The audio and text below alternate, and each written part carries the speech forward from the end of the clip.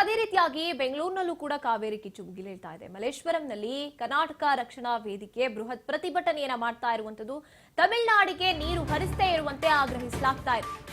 ಬೆಂಗಳೂರಿನಲ್ಲೂ ಕೂಡ ಕಾವೇರಿ ನೀರಿನ ವಿಚಾರದಲ್ಲಿ ರೈತರು ಪ್ರತಿಭಟನೆ ಮಾಡ್ತಾ ಇದ್ದಾರೆ. ಕರ್ನಾಟಕ ರಕ್ಷಣಾ ವೇದಿಕೆ ಬೃಹತ್ ಪ್ರತಿಭಟನೆಯನ್ನ ಮಾಡ್ತಾ ಇರುವಂತದ್ದು ಮಲ್ಲೇಶ್ವರದಲ್ಲಿ ತಮಿಳುನಾಡಿಗೆ ನೀರನ್ನ ಹರಿಸಬಾರದು ಅಂತ ಮಲ್ಲೇಶ್ವರಂ ಕುವೆಂಪು ಸರ್ಕಲ್ ಬಳಿ ಪ್ರತಿಭಟನೆ ನಡೀತಾ ಇದೆ.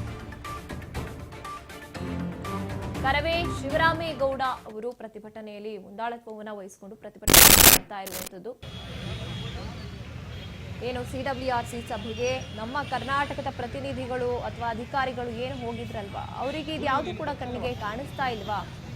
ನಮ್ಮಲ್ಲೇ ಬರದ ಪರಿಸ್ಥಿತಿಯಲ್ಲಿ ನರಳಾಡ್ತಾ ಇದ್ದಾರೆ ರೈತರು. ಎಷ್ಟೋ ಕಡೆ ಜಿಲ್ಲೆಗಳಲ್ಲಿ, ಎಷ್ಟೋ ಗ್ರಾಮಗಳಲ್ಲಿ ಕುಡಿಯೋಕ್ಕೂ ಕೂಡ ನೀರಿನ ಸಮಸ್ಯೆ ಉಂಟಾಗ್ತಾ ಇದೆ. ಈ ಮಧ್ಯೆ ಇರುವಂತ ಅಲ್ಪ ಮಟ್ಟಿನ ನೀರನ್ನು ತಮಿಳುನಾಡಿಗೆ ಹರಿಬಿಡುವಂಥದ್ದು, ಅದರಲ್ಲೂ ಒಂದು ರೀತಿಯಾಗಿ ಅಡ್ಜಸ್ಟ್ಮೆಂಟ್ ಮಾಡೋಕೆ ಹೊರಟಿರುವಂಥದ್ದು, ಇದು ಎಷ್ಟು ಮಟ್ಟಿಗೆ ಸರಿ ಅಂತ ಎಲ್ಲಾ ಕಡೆ ಪ್ರತಿಭಟನೆ ಈಗ ಮುಗಿಲೇಳ್ತಾ ಇರುವಂಥದ್ದು.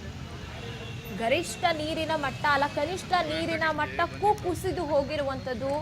ಡೆಡ್ ಸ್ಟೋರೇಜ್ ಭಯ ಅಲ್ಲಿನ ಕೆಆರ್ಎಸ್ ಸುತ್ತಮುತ್ತಲಿನ ಜನತೆಗೆ ಒಂದು ರೀತಿಯಾಗಿ ಉಂಟಾಗ್ತಾ ಇದೆ. ಇದ್ರ ಮಧ್ಯೆ ಈ ರೀತಿಯಾದಂಥ ಒಂದು ನಿರ್ಧಾರ. ನೀರಿನ ಅಭಾವ ಇದೆ ನಮ್ಮ ರಾಜ್ಯದಲ್ಲೇನೆ, ಮಳೆಯ ಅಭಾವ ಇದೆ.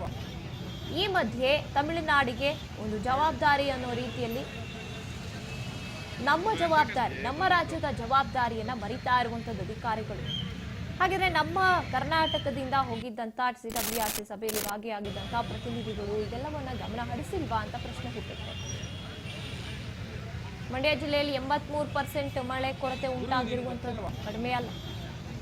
ಈ ಒಂದು ಸಿಡಬ್ಲ್ಯೂಆರ್ಸಿಯ ನಿರ್ಧಾರಕ್ಕೆ ಈಗ ಮಂಡ್ಯ ರೈತರು ತೀವ್ರ ವಿರೋಧವನ್ನು ವ್ಯಕ್ತಪಡಿಸ್ತಾರೆ. ಈಗ ಅದು ಪ್ರತಿಯೊಂದು ಜಿಲ್ಲೆಗೂ ಕೂಡ ಆವರಿಸಿಕೊಂಡು ಬರ್ತಾ ಇದೆ. ಈಗ ರಾಜ್ಯ ರಾಜಧಾನಿ ಬೆಂಗಳೂರಿನಲ್ಲೂ ಕೂಡ ಪ್ರತಿಭಟನೆ ಭುಗಿಲೇಳ್ತಾ ಇರುವಂತದ್ದು. ತಮಿಳುನಾಡಿಗೆ ನೀರು ಬಿಡಬೇಕು ಅಂತ ಆದೇಶ ಏನಿದೆ ಅದನ್ನ ಹಿಂಪಡಿಬೇಕು ಅಥವಾ ನಮ್ಮ ರಾಜ್ಯ ಸರ್ಕಾರ ಇದನ್ನ ಗಂಭೀರವಾಗಿ ತೆಗೆದುಕೊಳ್ಬೇಕು.